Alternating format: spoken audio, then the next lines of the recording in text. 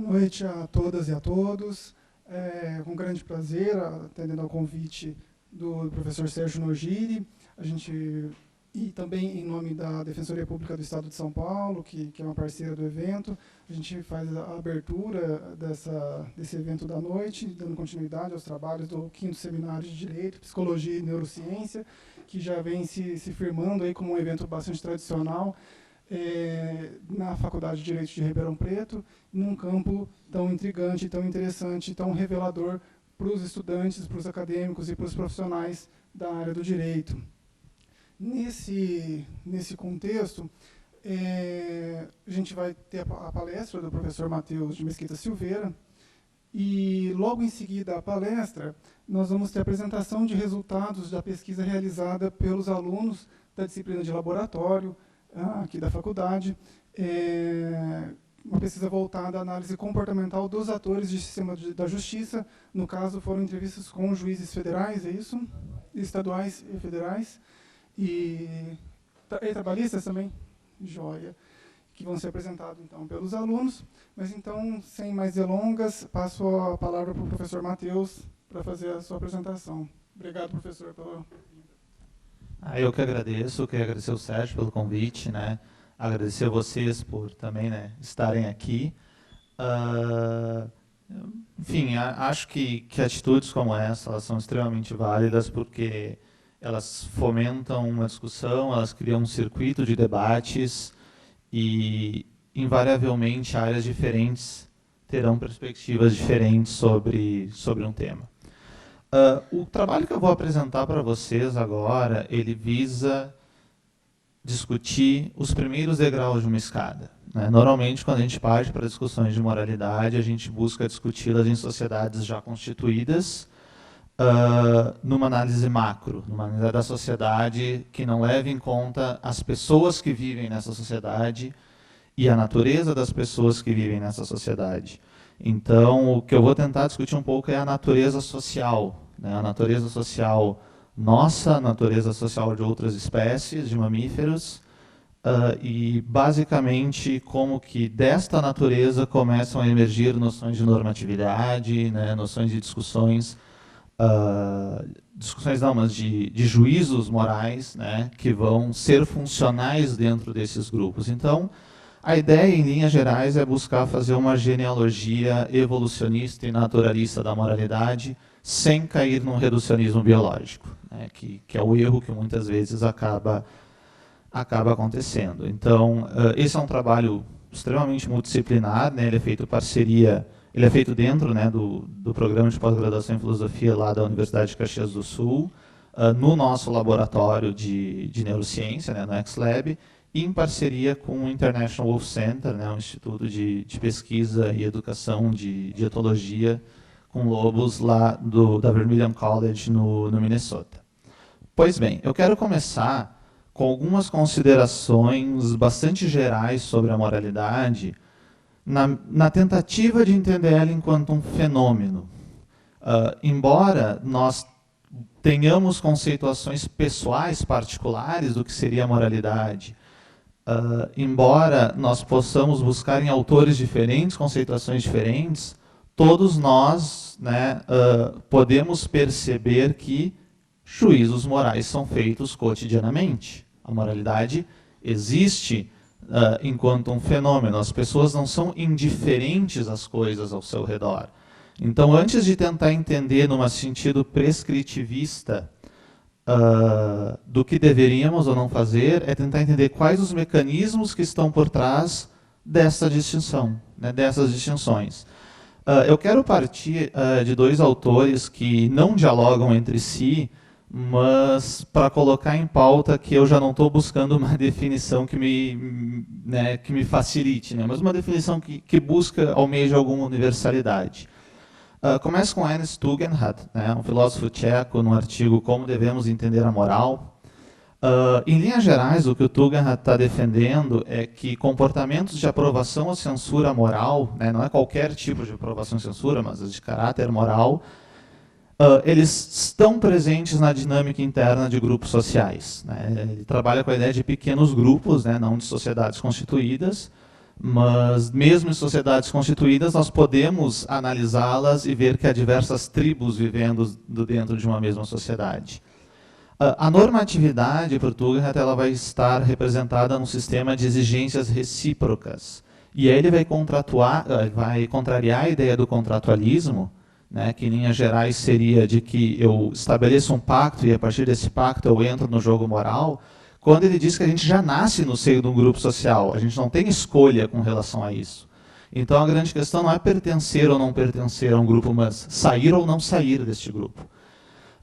E ele vai colocar como um critério importante a horizontalidade, né? As exigências recíprocas entre os membros do grupo não quer dizer que sejam as mesmas exigências, mas exigências que aqueles que estão mais embaixo na hierarquia têm o direito de exigir algo daqueles que são superiores.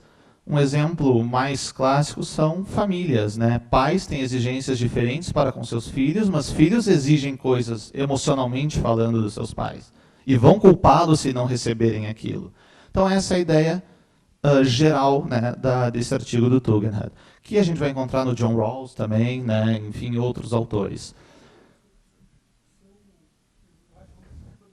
Eu passei, desculpa gente, eu passei no computador, eu tenho que passar lá, não eu que errei, esquece.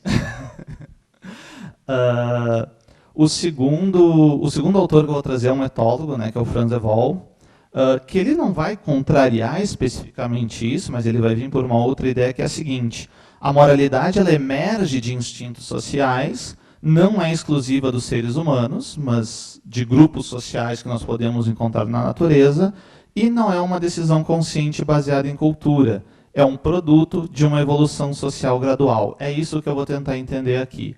Eu vou me afastar do Tugendhat em 3 aspectos. Tá? Primeiro, o Tugendhat vai colocar aqui: uma moral é um sistema de exigências recíprocas que se expressam em sentenças de dever. Esse dever está alocado nos sentimentos de indignação e culpa. Eu vou trocar o conceito de sentimentos por um conceito mais corporificado de emoções.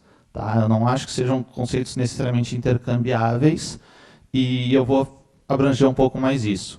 Em vez de indignação, que é uma emoção um pouco mais complexa, eu vou trocar por emoções básicas, tal qual o Ekman traz, como raiva, culpa, vergonha, nojo, tristeza. Então essas emoções que eu vou estar falando. E eu vou defender que esses juízos não estão baseados em conceitos, tá? Mas estão baseados em disposições mais atávicas da natureza de certas espécies. Quem está nessa discussão? O Jesse Prince, num artigo The Emotional Basis of Moral Judgment, ele vai demonstrar que emoções são a ponte que vão permitir apreensões instintivas de erros contidos em comportamentos, né? Comportamentos como roubar comida de bebê. E o Joshua Green, né, professor de Harvard, no livro Moral Tribes, ele vai colocar o seguinte: para eu aprovar ou censurar moralmente algo, eu tenho que ter uma capacidade de me sentir culpado se eu fizer aquilo, e aí seria minha autocensura, e da mesma forma sentir raiva se outra pessoa faz aquilo, que vai me motivar a censurar, né, essa pessoa. Essa citação do Prince, ela coloca o seguinte: a emoção serve de veículo para o conceito de errado, da mesma forma que a imagem de um tom específico de cor serve de veículo para o pensamento de que cerejas são vermelhas. Em outras palavras, como é que eu ensino o que é vermelho para um cego congênito? Eu não tenho como, porque ele é incapaz de ter experiência visual do vermelho. Como é que eu ensino o que é culpa para alguém incapaz de sentir culpa? Eu não tenho como, porque ele é incapaz de ter aquela experiência corporificada, aquela embodied, né, aquela experiência de culpa. Então, as emoções são um veículo, elas são uma ponte entre, né, a apreensão de uma situação e, né, a reação àquela situação. Bom, aqui a gente vai começar a trabalhar um pouquinho com etologia e falar sobre evolução social. A grande questão aqui é a seguinte: o que é necessário para que comece a surgir este jogo? É necessário haver liberdade para eu agir diferente do que o grupo espera. E essa liberdade que eu quero trazer não é aquela liberdade idealizada, mas uma liberdade biológica. Uma liberdade do tipo: Se eu quebrar as regras do grupo, ou seja, se eu mesmo que o grupo venha me ver como alguém que não é confiável, que não é leal, que não é bom, eu tenho que ser capaz de sobreviver. Porque se eu não for capaz de sobreviver fora do grupo, o comportamento deviante não existiria. E eu vou trazer, isso é um trabalho que a gente já faz há alguns anos com pesquisa em comportamento de lobos, que lobos não vivem em grupo para conseguir alimento. Pelo contrário, né, eu trouxe 2 estudos aqui bastante clássicos que mostram que lobos conseguem até 65% mais alimento caçando sozinho do que em alcateias. Ou seja, eles conseguem mais comida se eles ficarem sozinhos do que em grupo. Mas eles vivem em grupo. Então a pergunta que a gente tem que fazer é: o que está motivando esses animais a permanecerem vinculados uns aos outros? Não é simplesmente um benefício egoísta, um benefício de vou ficar em grupo porque assim eu vou me alimentar mais. Tem algum outro fator aí. Animais também não agem por princípios. É pouco provável que uma alcateia uive um para o outro e diga: ei, né, vamos agir pelo princípio tal porque isso vai garantir a nossa sobrevivência. Não é plausível a gente pensar isso. Então a gente tenta entender o que está motivando este tipo de comportamento entre esses animais.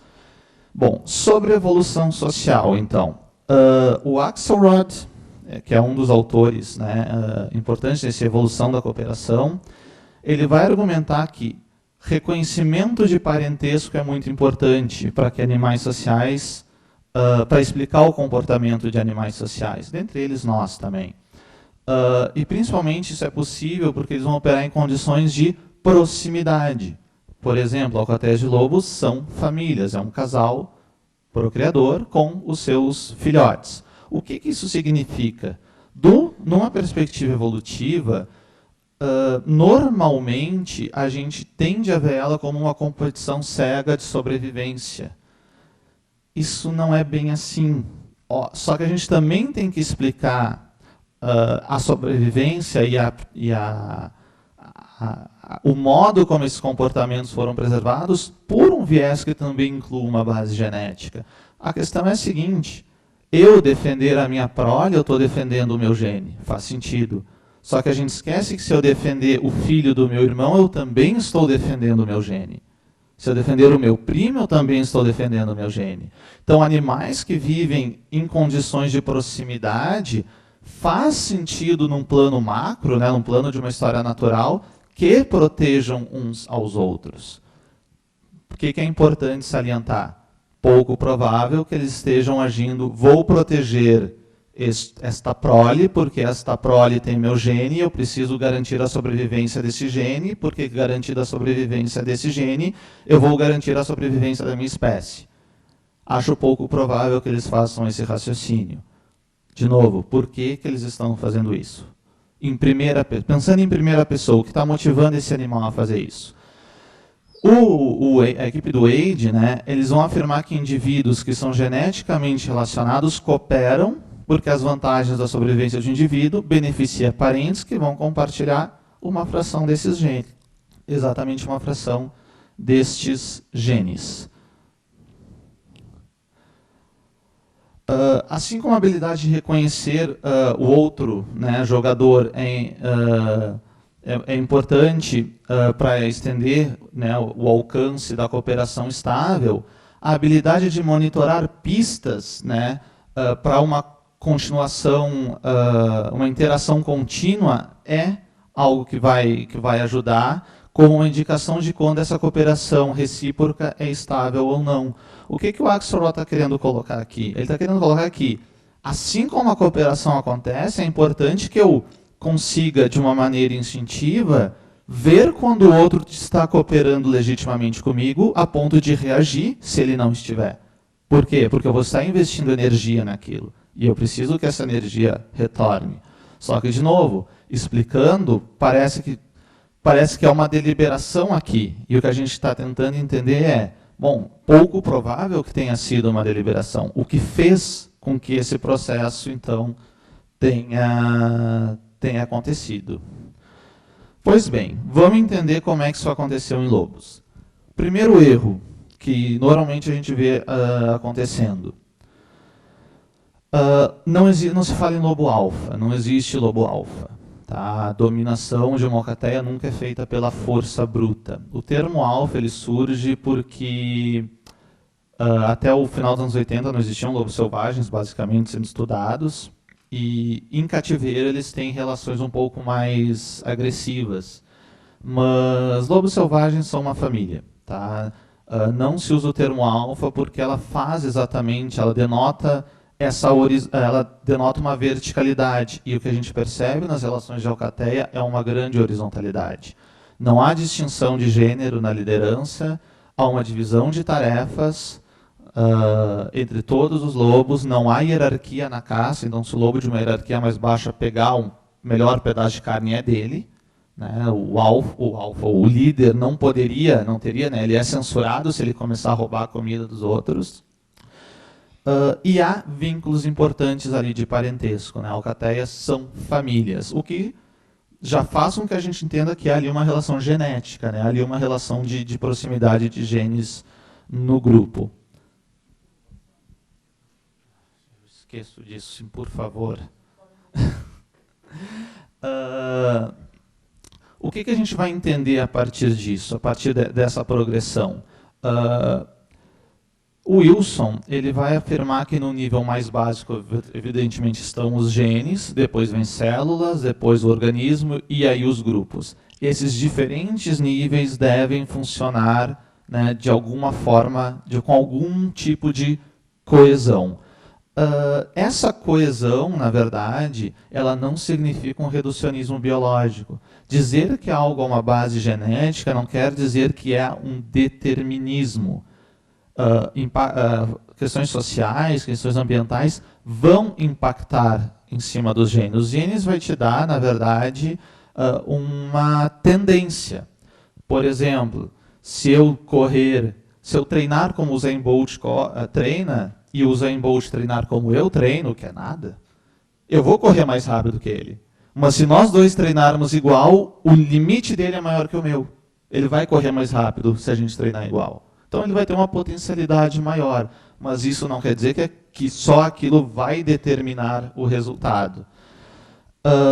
O Wilson também vai mostrar que uma população então, ela pode flutuar, então ela está apta a armazenar temporariamente o benefício de uma cooperação local e ir promovendo paulatinamente comportamentos pró-sociais.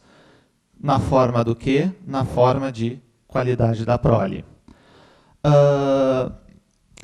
Se a gente souber, então, as consequências, né, desses traços adaptativos no nível de um fenótipo, e o que seriam esses fenótipos? Fenótipos são coisas que vão variar, no caso de um lobo, desde a cor do pelo até transmissões de comportamentos. Nós podemos explicar a transmissão de comportamentos de uma geração para geração através de fenótipos. Quanto mais determinante forem esses comportamentos, né, passados, mais enraizados nessa espécie esses comportamentos vão ficar. Pois bem, qual é então a vantagem evolutiva de comportamentos sociais no caso de lobos? São 4. Defender o território. Um lobo sozinho não consegue defender o seu território e vai ter mais dificuldade de defender a sua prole. Proteger a caça de predadores carniceiros. Né? Há bons relatos no Yellowstone de lobos caçando sozinho, quando eles dispersam da alcateia, quando eles estão buscando, porque lobos não acasalam com membros da mesma família. Eles debandam da alcateia para formar uma nova alcateia, então tu não vai encontrar, salvo assim, se eles ficarem isolados numa ilha, tu não vai encontrar um cruzamento consanguíneo ali. E muitas vezes eles caçam, aí vem corvos, vem ursos, vem coiotes, e eles não conseguem comer o que eles caçaram. Então o grupo ajuda a defender o que foi caçado. Mas principalmente, garantir alimento para os filhotes. Um filhote não nasce sabendo caçar. Ele precisa dos pais para ensinar ele a caçar. Ele nasce com as ferramentas, mas como ele vai usar elas, né, ele precisa ser preciso, não tem veterinário. Né, um coice de um alce mata. Então ele precisa saber quando atacar. Então, esses 2 fatores são os mais importantes. Mas por que esses pais fazem isso? Por que eles têm um gasto energético tão grande?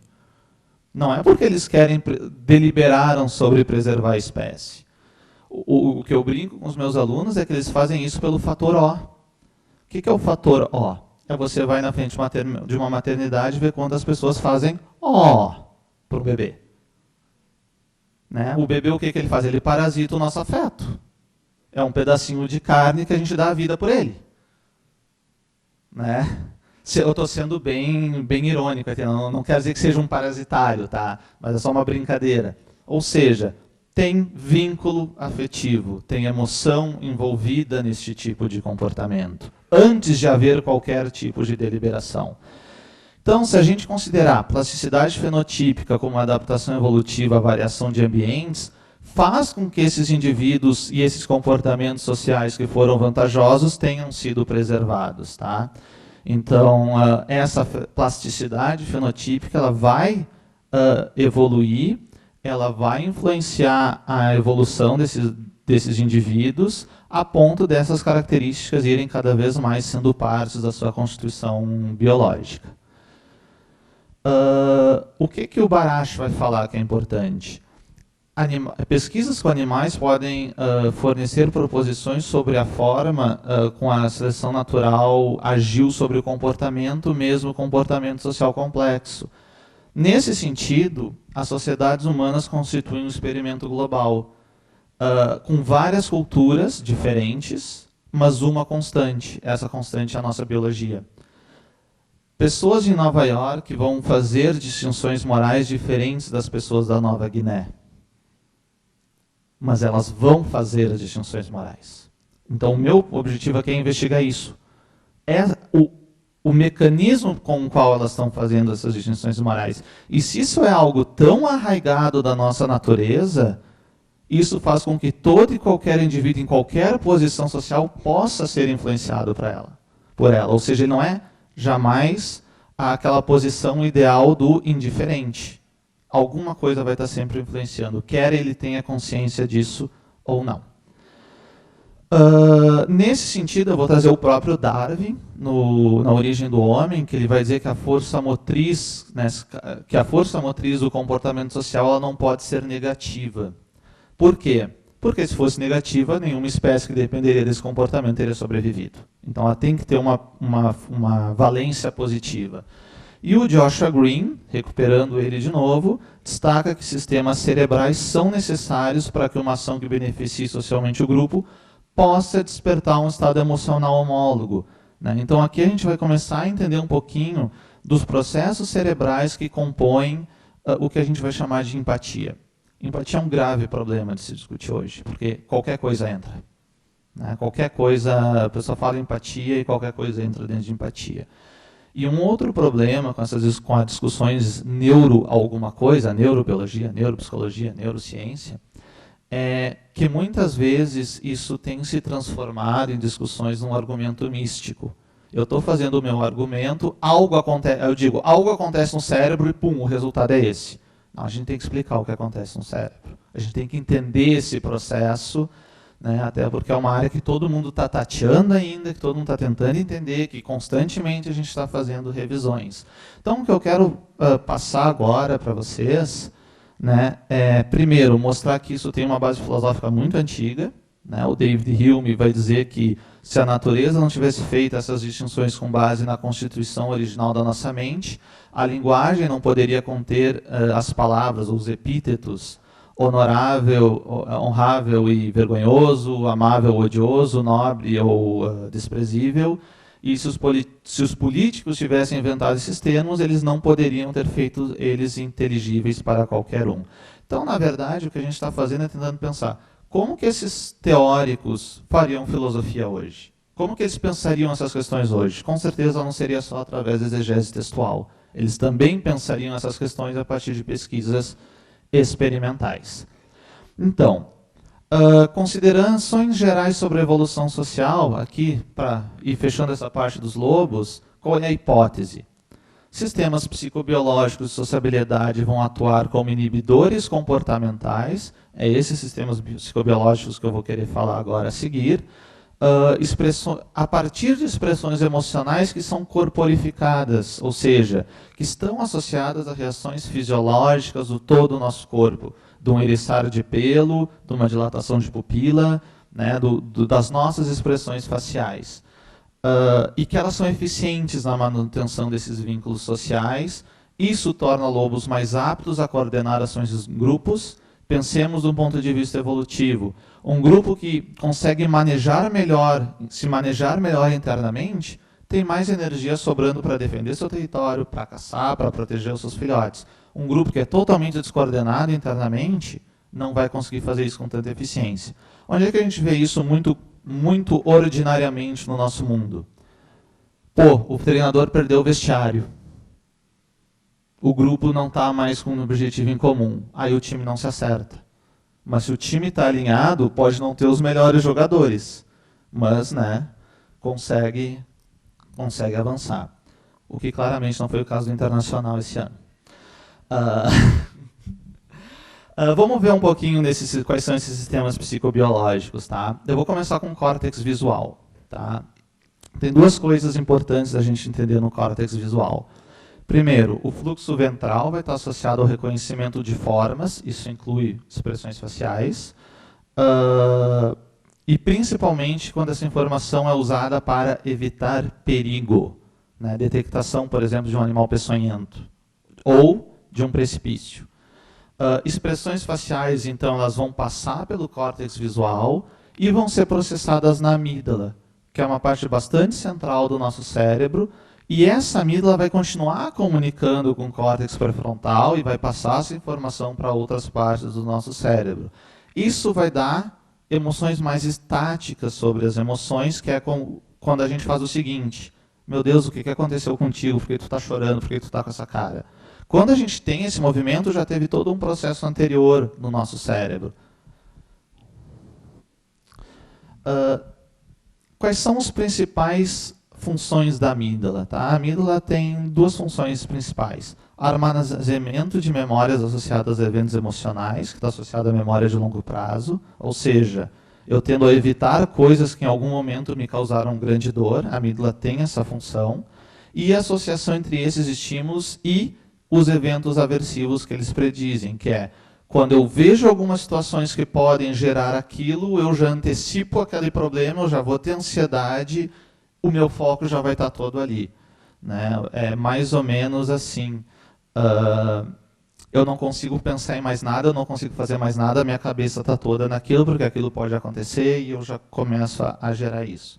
Então, a amígdala também vai ser determinante para vínculo emocional, ela vai modelar a intensidade de estímulos, tá? E ela é fundamental para a integração social. Psicopatas, por exemplo, têm disfunção na amígdala. Tá? Ele tem uma amígdala defeituosa e isso impede eles de estabelecer vínculos afetivos. Depois, tá, a equipe do Price ela vai estabelecer que o córtex pré-frontal dorsal está especialmente conectado com regiões do cérebro que estão envolvidas com o quê? Atenção e ação, ou seja, foco e reagir àquele foco. Então, enquanto o córtex pré-frontal ventral ele vai se conectar com regiões envolvidas em emoção. Então, aqui a gente tem uma ponte entre uma emoção, um foco e uma reação àquilo. Tá? As três características são importantes. Ao mesmo tempo que recebe informações de sistemas de excitação no tronco cerebral, né, e está associada à liberação de neurotransmissores como serotonina, como a dopamina. Pois bem, serotonina e dopamina são as duas drogas que mais viciam. Né? A gente gosta, elas fazem a gente se sentir bem. Só que elas são liberadas tanto em comportamentos pró-sociais quanto em comportamentos territorialistas. E isso faz sentido porque grande parte dos mamíferos sociais também são bastante territorialistas. O Hensler vai colocar que as projeções, né, de serotonina dos núcleos caudais elas estão envolvidas também com regulação de humor e associadas diretamente a emoções como ansiedade e medo. Duas reações fisiológicas muito importantes para a nossa sobrevivência. E o Schultz vai colocar que uma resposta de dopamina a um estímulo de recompensa informa e faz com que a gente estabeleça um certo valor para aquilo. Por quê? Porque causa prazer. Se causa prazer, eu quero repetir aquilo. Né? E isso está associado com recompensa de longo prazo, recompensas de curto prazo, e também como um sinal de erro. Se eu fiz a mesma coisa e não tive a mesma recompensa, eu começo a ficar com raiva do outro que teve a mesma recompensa. E se vocês forem no YouTube e botarem chimpanzés e questões de justiça, vocês vão ver, né, experimentos em que ambos os chimpanzés fazem a mesma coisa, um ganha uma banana, o outro uma pedra. Aí eles fazem de novo, outro ganha uma banana, outro ganha uma pedra. Na segunda, às vezes na segunda ou na terceira vez, o que ganha a pedra, joga a pedra fora e começa a gritar e apontar para a banana, tipo, eu fiz a mesma coisa que ele. Por que eu não ganhei a banana também? Pois bem, o que a gente viu até agora? A gente tem o córtex visual, a amígdala e o pré-frontal trocando informações. Não é um caminho, né, linear. Eles estão trocando essa informação. Isso libera dopamina e serotonina, que vão modular o quê? Ansiedade e medo. Isso está associado a impulsos individuais, buscar o meu prazer e evitar a minha dor, e o resultado disso é o que a gente chama de comportamento. Né? Eu estou angustiado, eu preciso aumentar o meu prazer, eu vou para a minha comida de conforto. Né? Vou comer aquela pizza, aquele pedaço de bolo, aquela coisa que vai fazer com que eu me reconforte. Isso é um comportamento que eu tenho, e é um comportamento que nós tendemos a repetir para buscar um conforto, por exemplo. Mas tem uma outra questão interessante nesses mamíferos. Antes disso, só passa para mim, por favor. Mais um, aí. O que acontece nesse período? As expectativas que um animal tem, e que nós também temos nesse momento, é não cair de um penhasco ou me alimentar. Ansiedade e medo é como o cérebro sinaliza perigo imediato, para direcionar a nossa atenção para um cenário específico, um cenário de perigo específico. Quem aqui já não teve vertigem perto de uma janela alta, perto de um... O que o nosso cérebro está fazendo? Ali tem um problema, ali tem um perigo. Preste atenção naquilo, porque se você der um passo em falso, você vai morrer. A gente caminha diferente perto de um precipício do que a gente caminha na nossa casa. Ou seja, se nós tivéssemos que conscientemente monitorar todos os perigos à nossa volta, o gasto energético seria enorme, a gente não faria mais nada.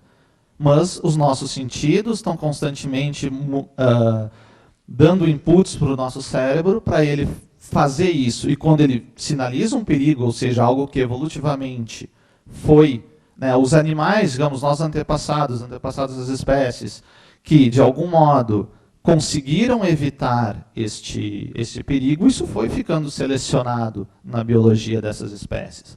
E aí entra uma segunda questão, que é a seguinte: como é que isso funciona? Eu tenho um animal peçonhento aqui. E aí esse animal peçonhento gera uma percepção de um animal peçonhento, que é o meu, né, esse input que está vindo, esse output, desculpa, que está vindo de fora, né, para mim.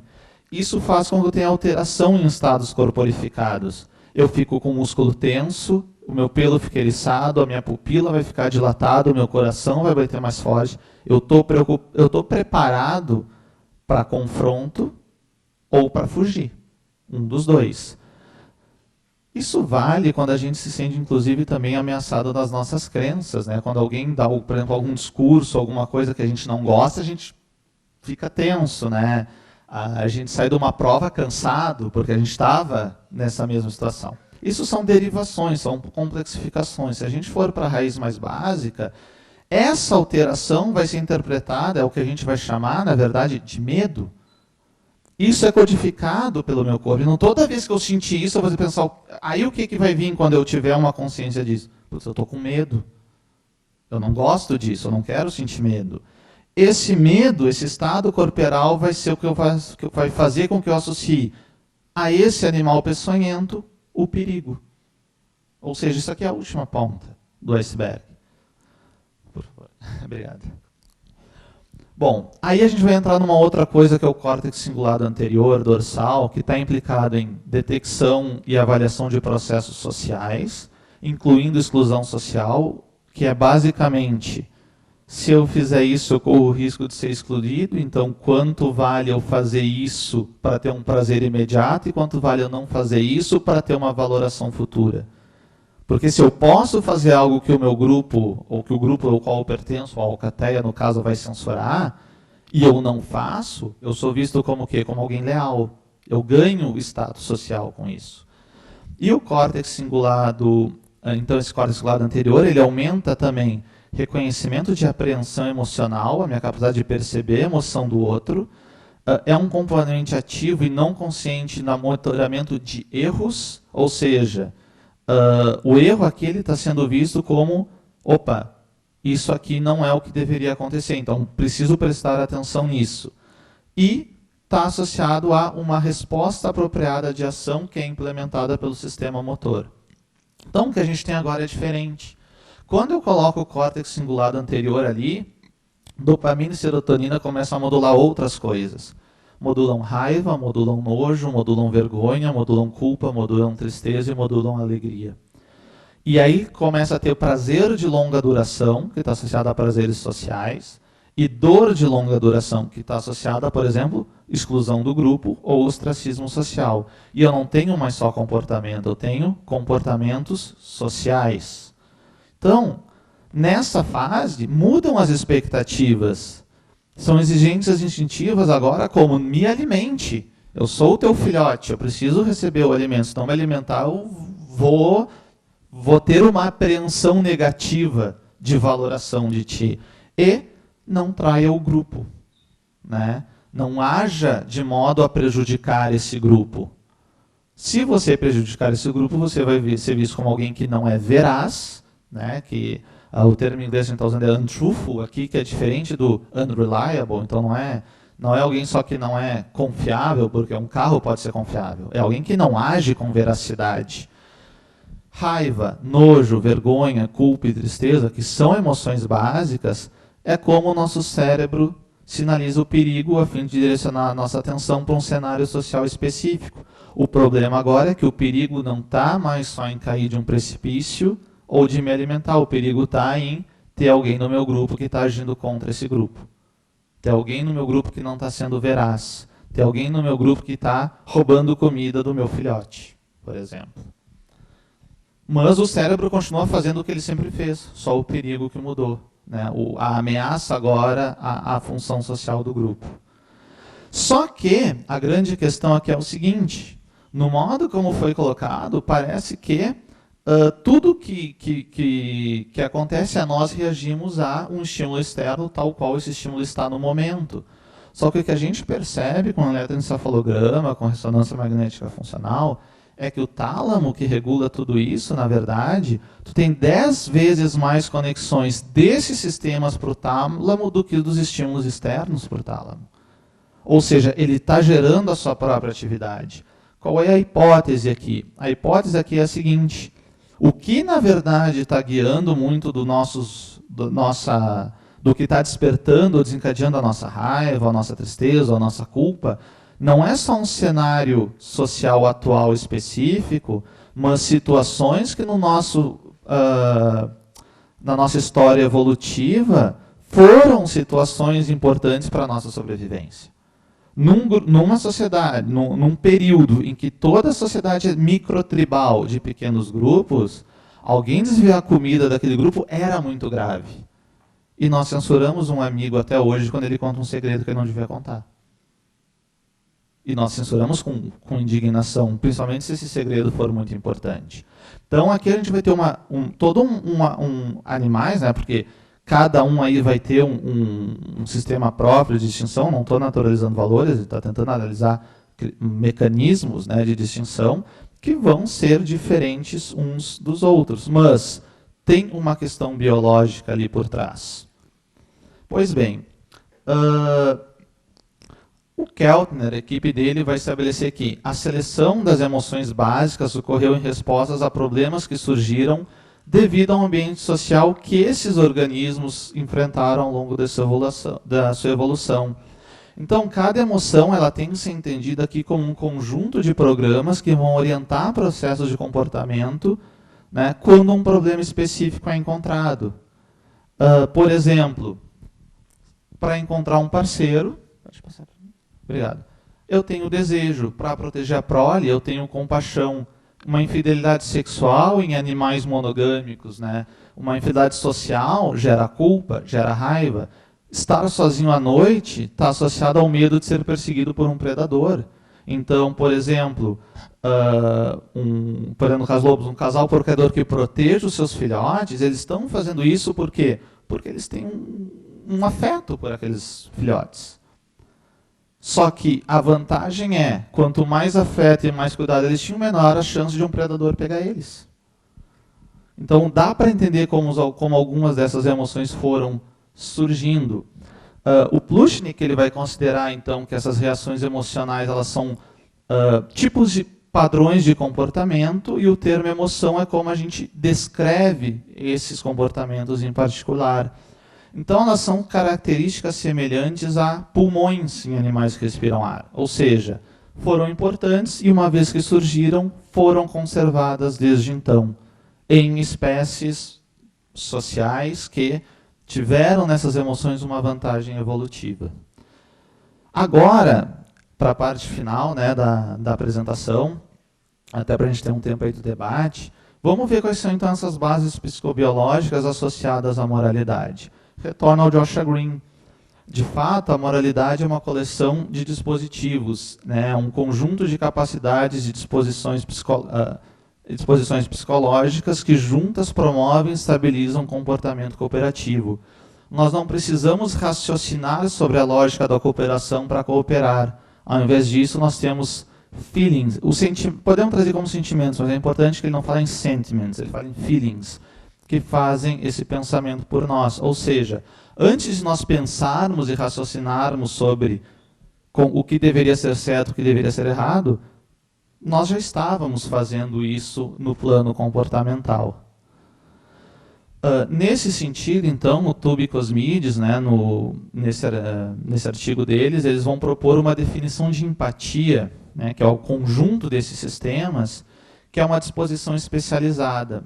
Ela vai modelar respostas emocionais com relação a um comportamento social como resultado de inúmeras situações recorrentes ao longo da evolução desses animais.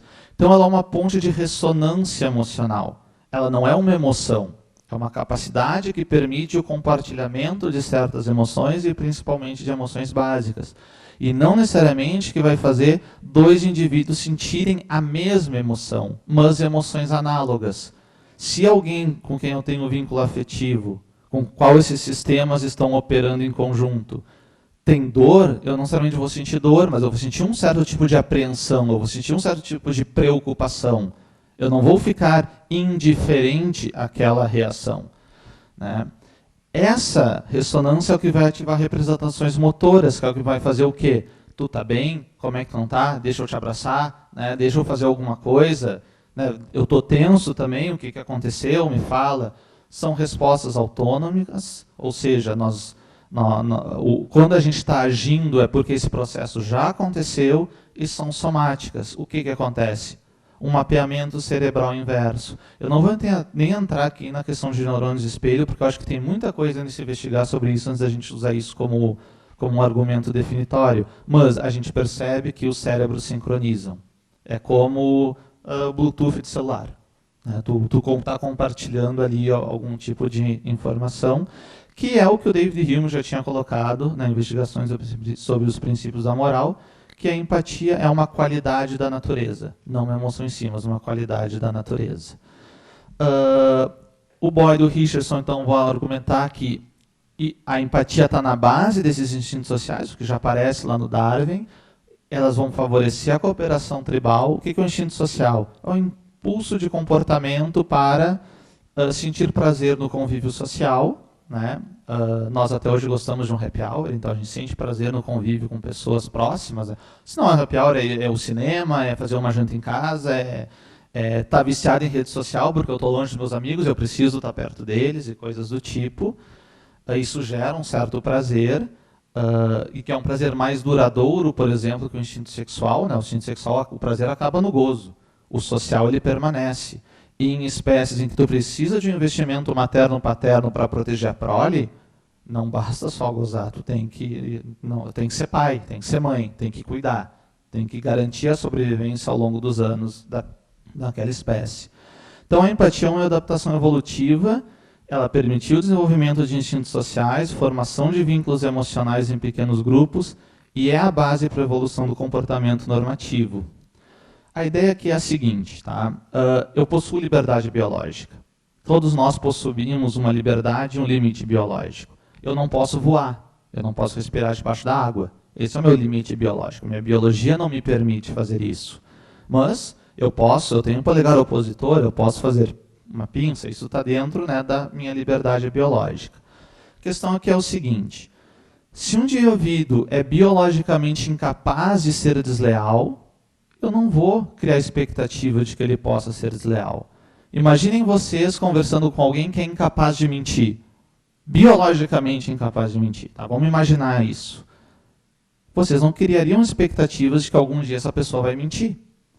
Da mesma forma que vocês não criam expectativas que eu vou pular daqui e sair voando. Por quê? Porque isso está fora do meu limite. Ou seja, se não há liberdade biológica, não há expectativa. Tá? Isso é o que acontece, por exemplo, com os insetos sociais. Uma abelha não sobrevive fora da colmeia. Então eu não tenho como ter ali uma relação de que ela possa quebrar as regras do grupo e sobreviver. Uma abelha operária ela é confiável, mas ela não pode dizer que ela tem veracidade no seu comportamento. Essa é a diferença para mamíferos sociais, como seres humanos, como outros primatas, como lobos. Tem liberdade biológica para fazer as regras e viver vidas solitárias. Se eles não fazem isso, não significa que eles não podem fazer. Então, comportamentos normativos ordinários são fenótipos, a ideia é essa, adquiridos por um processo evolutivo, tem papel no comportamento moral pela influência da empatia e dos instintos sociais, com base nesses sistemas psicobiológicos, né, que em conjunto a gente vai chamar de empatia. Eu posso fazer algo, posso fazer X. Se eu fizer isso, o indivíduo vai sentir desconforto. Tá? Se eu fizer isso, eu vou sentir desconforto emocional, vou sentir culpa, eu vou sentir vergonha. Considerando que X é algo que o meu grupo, né, aqueles com quem eu me relaciono de maneira mais próxima, ou menos próxima, mas que eu tenho algum vínculo, considerem isso como algo ruim. Ao momento que eu sou descoberto, eu sou alvo de raiva dos meus companheiros. Só que se eu nunca fizer isso, eu permanecer leal, o que acontece?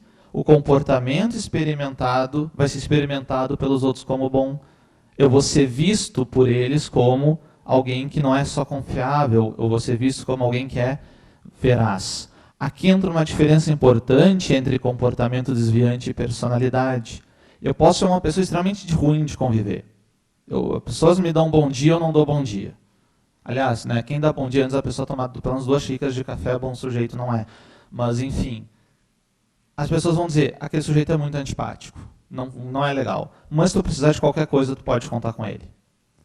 Ou seja, eu estou dizendo, tu não é necessariamente agradável, mas tu é veraz, tu é confiável. Assim como todo mundo já teve algum colega de trabalho que diz, cara, é muito bom para sair tomar uma cerveja, mas não falar nada da tua vida. Porque não é confiável, não é veraz. Ou seja, é agradável até, mas tu desvaloriza ele do ponto de vista social, do tipo, não conta nada da tua vida, porque ele vai usar isso contra tu. Eu estou fazendo um juízo sobre ele. Então, concluindo, em 3 pontos, é plausível a gente considerar, então, que o fenômeno moral existe devido à sua funcionalidade adaptativa, que ele consiste num comportamento, isso analisando a base dessa escada, né, em um comportamento intrínseco a esses mamíferos, que a qualidade da veracidade resulta dessas transmissões, que ela é entendida, transmissões de fenótipos, né, de comportamentos ao longo da evolução, é uma tendência comportamental direcionada à funcionalidade social de imputar mérito moral ao indivíduo. Né? Quando eu digo que aquele sujeito é veraz, eu estou dizendo que ele é bom, que ele é confiável, eu estou fazendo uma valoração dele com base no comportamento.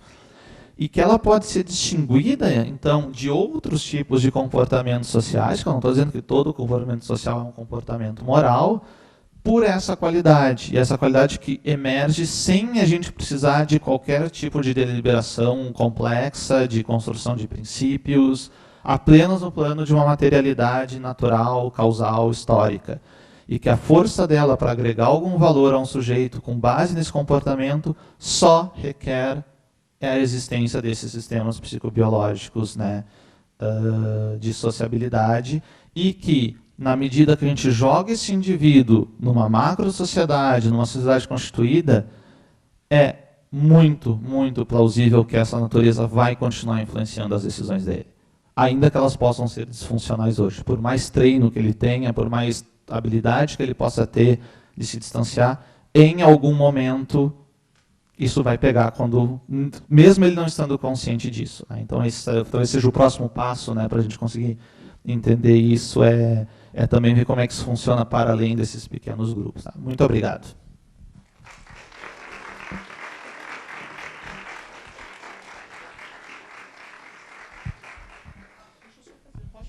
Eu só queria fazer uma homenagem aqui, né, ao Aidan, faleceu esse ano, e a Suhai, que era a minha cachorra, porque quando a gente faz esse tipo de trabalho, a gente tende a trazer os colaboradores humanos. Mas se esses animais não abrirem a vida deles para a gente poder estudar, para a gente poder chegar perto, para a gente ver, a gente não tem dado nenhum. Então, eu queria só fazer essa pequena homenagem aos dois. Sem eles, não sairia essa pesquisa, eu não estaria aqui, né? Eles foram extremamente importantes, foram com quem a gente fez as nossas primeiras observações, e como eles nos deixaram recentemente, eu queria fazer só essa pequena homenagem aos dois, tá bom? Muito obrigado, professor Matheus. E é muito interessante receber essa palestra na Faculdade de Direito, na medida em que, como você deixou bem claro aqui, existem sistemas psicobiológicos de sociabilidade que vão servir para organizar e para conduzir a vida social de todos os animais. E nós, como a gente viu num dos minicursos que a gente teve hoje sobre aspectos psicossociais da normatividade, nós desenvolvemos na teoria do direito explicações teóricas para essa normatividade, para essa conformação dos seres humanos com as regras sociais, e a partir dessa palestra a gente vê que, independente do direito, nós já teríamos uma normatividade para organizar nossa vida social enquanto seres humanos. Então é importante a gente saber que no direito a gente está criando algo para explicar que seria, a princípio, prescindível para as ciências naturais. Bom, vou relembrar para aqueles que chegaram mais tarde que, após os debates, nós vamos abrir aí para a apresentação dos resultados da pesquisa dos alunos da disciplina de laboratório. Mas agora, antes de passar para o auditório, eu vou passar a palavra para os alunos Lara Katz e Fernando Barroso Filho, que vão fazer questionamentos para incentivar aí o debate. Boa noite a todos. Boa noite, Matheus. Gostei muito da sua apresentação. Muito obrigado.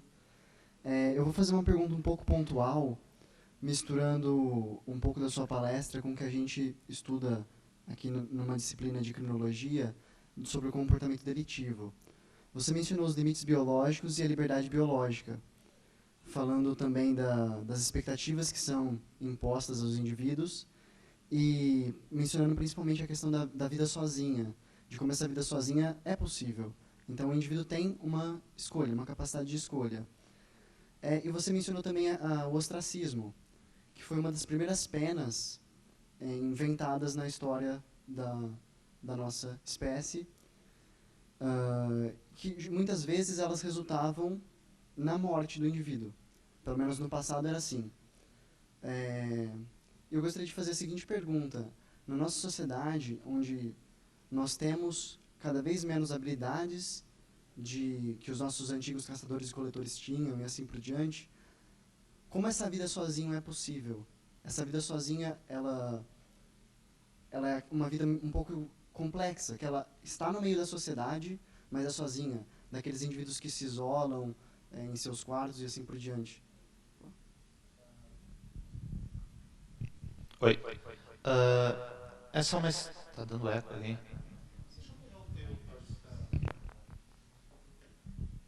Essa é uma excelente colocação, e toca num ponto muito importante, tá, do que eu falei.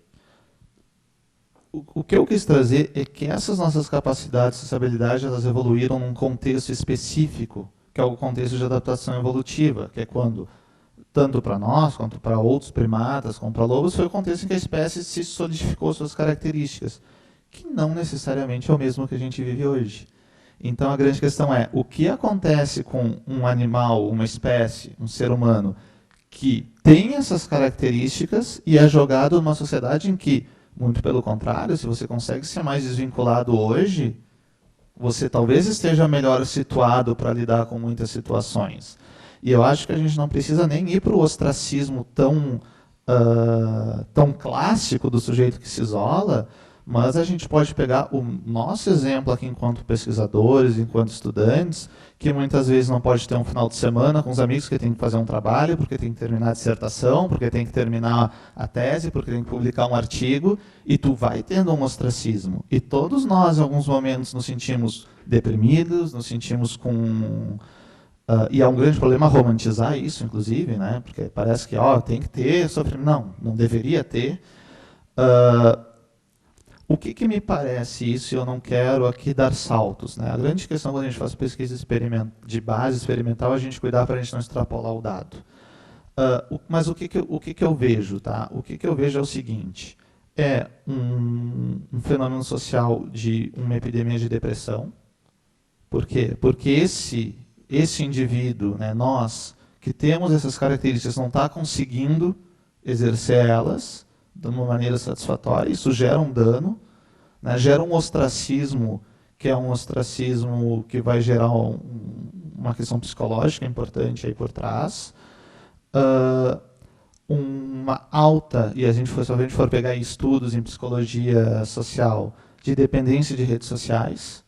Então, eu posso estar sozinho, eu posso estar no meu quarto, mas eu estou constantemente no WhatsApp, eu estou constantemente no Facebook, eu estou constantemente no Instagram, eu estou curtindo, estou querendo uma curtida, eu estou mandando, né, um oi para alguém, eu estou tentando algum tipo de interação que eu já não estou conseguindo ter, seja pelo meu trabalho, seja pela minha faculdade, seja por inúmeras outras questões, de um ponto de vista satisfatório, mas eu estou, de algum modo, buscando aquilo.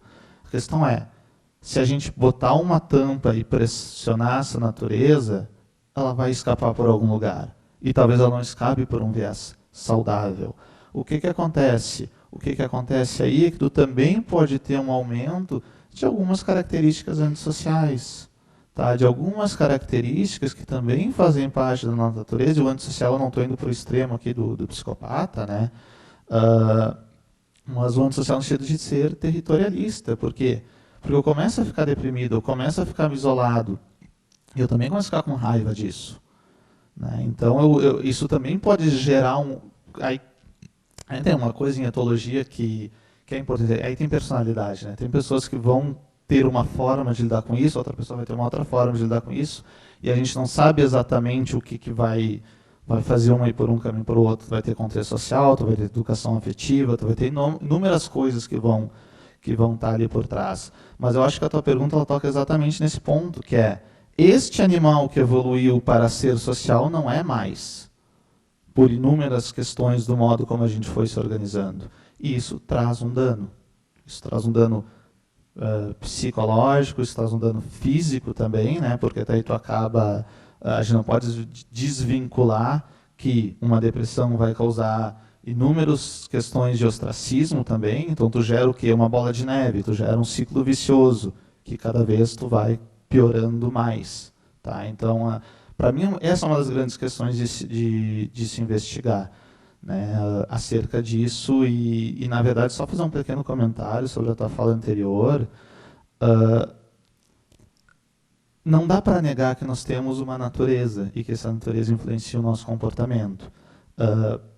Talvez o grande papel, e aqui eu posso estar falando uma grande besteira, tá? Porque eu não sou do direito, mas principalmente das instituições políticas, quanto mais a gente conhecer a nossa natureza, mais nós conseguimos pensar práticas políticas, sociais e legais efetivas para potencializar os aspectos positivos e mitigar os aspectos negativos. Só que se a gente continuar no intuicionismo de achar que a intuição de alguns pequenos homens, um pequeno contexto social é universalizável para toda a natureza humana, a gente sempre vai ter na direção errada. Né? Por quê? Porque aquelas pessoas tiveram essas intuições porque elas tiveram histórias de vida muito específicas, num contexto muito específico. Então, a pesquisa experimental, e talvez a função dela seja desvendar cada vez mais uma natureza para se pensar em instituições que possam ser adequadas a promover a saúde desses indivíduos. Porque a gente não pode esquecer que toda a sociedade é composta de singulares, indivíduos singulares vivendo nela. Então, acho que seria algo também a se pensar a partir daí, que, pelo que eu vi, é mais ou menos o que vocês já estão fazendo, que é muito salutar. Boa noite. A minha pergunta, na verdade, já uma tentativa de trazer para o tema da nossa pesquisa, que é sobre o comportamento dos atores judiciais, se, partindo desse pressuposto biológico de que a emoção é sempre uma ponte entre a apreensão e a reação, se eu poderia afirmar que os juízes, nas suas decisões, sempre vão passar por uma carga valorativa de emoção, e se aceitar isso não seria o primeiro passo para a gente entender essa natureza e conseguir potencializar os aspectos positivos e mitigar os negativos, e assim chegar a decisões mais justas? Indubitavelmente sim. Tá? Eu não tenho a menor dúvida disso. Eu estava conversando agora de tarde, a gente estava discutindo exatamente um desses pontos, e eu não consigo lembrar o nome do artigo. Tá? Mas tem uma pesquisa feita nos Estados Unidos com 5.000 juízes que estavam trabalhando com sentenças de liberdade condicional. E se verificou que no começo... Como? Israel? Foi Israel? Ah, ok. Sobre a comida? Então desculpa, foi Israel. Que os índices de aprovação no começo da manhã eram de 79% e caíam a 0% antes do almoço. Eles estavam com fome. E a gente sabe como a gente fica irritadíssimo quando a gente está com fome. 0%. Simplesmente porque eles estavam cansados, porque eles estavam estressados, eles não tinham almoçado. Passou o almoço, subia de novo. Então tu pode ter sido o melhor prisioneiro. Tu pode realmente ter se empenhado em retornar à sociedade. Se tu deu o azar de sair antes do almoço, tu vai continuar preso. Eu acho que o mais importante, e isso vale para todos, tá? Não só para juízes, mas para nós, é a gente entender que nós somos falhos. A partir do momento que a gente entender que a gente pode cometer equívocos e que a gente não está plenamente no controle de todas as nossas ações, a gente pode...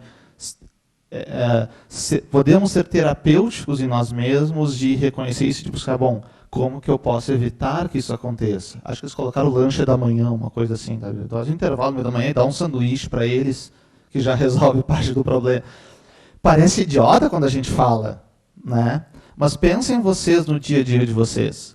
Quantas vezes aconteceu de uma coisa que nunca incomodou vocês, com um amigo, com um namorado, com uma namorada, e aquele dia vocês saíram atrasado, choveu, vocês estavam sem guarda-chuva, né? O ônibus chegou atrasado, deu tudo errado, e aquela coisa que não incomodava faz com que vocês estourem. A culpa não foi necessariamente da outra pessoa, mas foi todo um contexto. Pensar que um juiz vai ser imune a isso, por mais que ele tenha um treinamento, por mais que ele se esforce ativamente para isso, é dizer que ele não é humano. Eu acho que eu não gostaria de ser julgado por alguém que não é humano.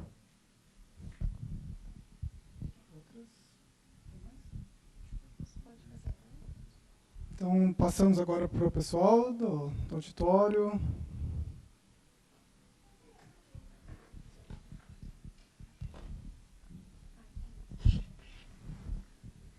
Então, justamente nessa questão de um julgamento por alguém que não é humano, né? Pensando nessa coisa de que nós humanos olhamos para outros humanos e sentimos aquela coisa que você comentou, de ver alguém machucado e aí a gente sente tem alguma coisa errada. Eu acho que isso é uma coisa muito importante, por exemplo, um juiz, quando ele vai julgar, tem audiências e as testemunhas e etc. E agora está numa onda muito assim, né, tecnológica, de que... E aí, não sei, eu fico pensando assim, que daqui a pouco os juízes vão acabar, vai ser tudo por máquinas e tal. E aí, assim, uma curiosidade mesmo, assim, será que existe a possibilidade de uma máquina mesmo conseguir identificar? Porque eu imagino, assim, nunca fui juíza, mas eu imagino que numa audiência, esse papel humano na hora de olhar a cara das partes e etc., deve ser muito importante. E aí, você tem alguma notícia disso, de alguma possibilidade de substituição, eu não sei, será que o detector de mentiras teria alguma coisa possível, sei lá? Não tenho nenhuma notícia disso, né? Eu tenho um colega lá do PPG que ele diz que a ficção científica, ela, em breve, cada vez mais ela é menos ficção, né? Ela é ficção quando não for inventada. Então, se não existe, está para acontecer. Tu tocou num ponto que é importante, tá? Que é o aspecto presencial. Ele pode ser positivo, ele pode ser negativo. Se o juiz é preconceituoso, ele vai olhar para aquela pessoa e já vai de antemão ter, né, um juízo negativo dela. E a tendência é que ele seja mais crítico ou mais pesado por qualquer coisa qualquer coisinha, digamos assim, que possa transparecer. Seja questão racial, seja questão de gênero, seja questão de nacionalidade e aí por diante. Tá? Então a gente não pode tirar esse aspecto. Mas tem um aspecto positivo. O que a gente sabe hoje sobre reconhecimento de expressão? Tá? Nós fazemos isso de maneira inata. Tá? Nós não precisamos aprender a expressar emoções e nem a reconhecer emoções. Tem uma pesquisa que foi feita, o artigo de 2008, Jennifer Tracy e David Matsumoto, eu não lembro agora o nome completo do artigo. Eles observaram expressões de orgulho e vergonha em atletas nas Olimpíadas de Atenas de 2004, com cegueira congênita e atletas de visão normal. E viam que eles expressavam as emoções da mesma forma. Se a hipótese do construtivismo social, de que nós aprendemos socialmente, né, a expressar emoções, fosse verdadeira, como é que um cego congênito ia conseguir fazer isso? Exatamente da mesma forma que pessoas de visão normal. Então, o modo como nós reconhecemos emoções é inata. Um juiz ali também vai ter reconhecendo isso. E pode ter condições exatamente de, naquele momento, perceber aspectos que são aspectos que escapam à dogmática, vão escapar certamente à dogmática do direito, né, que vão ser muito mais contextuais, que vão estar associados a um tom de voz, a um jeito de olhar, a um jeito de se comportar, né? Isso se percebe muito quando se entrevista psicopatas e pessoas que cometeram crimes. Ele não pode colocar todo. É diferente alguém que olha no teu olho e dá um tiro, de alguém que na adrenalina, num assalto, te baleou. Para quem recebe o tiro, talvez não. Mas tem diferença. E o que a gente percebe é o seguinte: quando tu pergunta para um psicopata, tu te arrepende disso? Ele vai dizer, claro que sim. Eu cometi um erro, fui pego, perdi minha liberdade. Em momento algum, ele instancia uma valoração no mundo. Em momento algum, ele instancia uma culpa, ele instancia algo desse tipo. Outros dizem, não, me arrependo, eu não queria ter feito isso, né? Mas, enfim, aí começa a tentar até se justificar porque fez. Mas o arrependimento se dirige muito mais por, eu não queria tirar uma vida. Eu não queria ser um assassino. Então tem uma diferença ali. E essa diferença, sem dúvida, escapa a um algoritmo, porque o que ele vai ver? Matou uma pessoa. Mas não é a mesma coisa. Né? Um psicopata, a partir do momento que ele se torna, seja o serial killer, como a gente vê em filme, seja o psicopata de colarinho branco, né? O CEO de uma empresa, um estelionatário, alguma coisa desse tipo, ele não tem cura. O outro pode ter, se ele tiver uma condição social, né, que permita ele se recuperar. Então, eu acho sim que esse aspecto humano ele é fundamental, e se a gente for ponderar o viés negativo do viés positivo, eu acho que o viés positivo ainda vale mais. E o que a gente tem que pensar é não tirar o humano dali porque ele pode ser preconceituoso, como fazer com que as pessoas não sejam preconceituosas, independente de elas serem juízes. Né? Então, acho que essa seria a questão. Mais alguém? Vou levar o microfone para você, só para captar o áudio na gravação. Basicamente, o respeito à hierarquia. Nessa pesquisa que você citou, estava falando justamente sobre o comportamento dos lobos em relação a isso. Então, a minha pergunta é bem específica. Como é que a gente pode alcançar uma coesão social a partir desse aspecto empático, ou simpático, ou compaixão, que são situações distintas, são palavras distintas, dentro deste nosso ambiente hoje?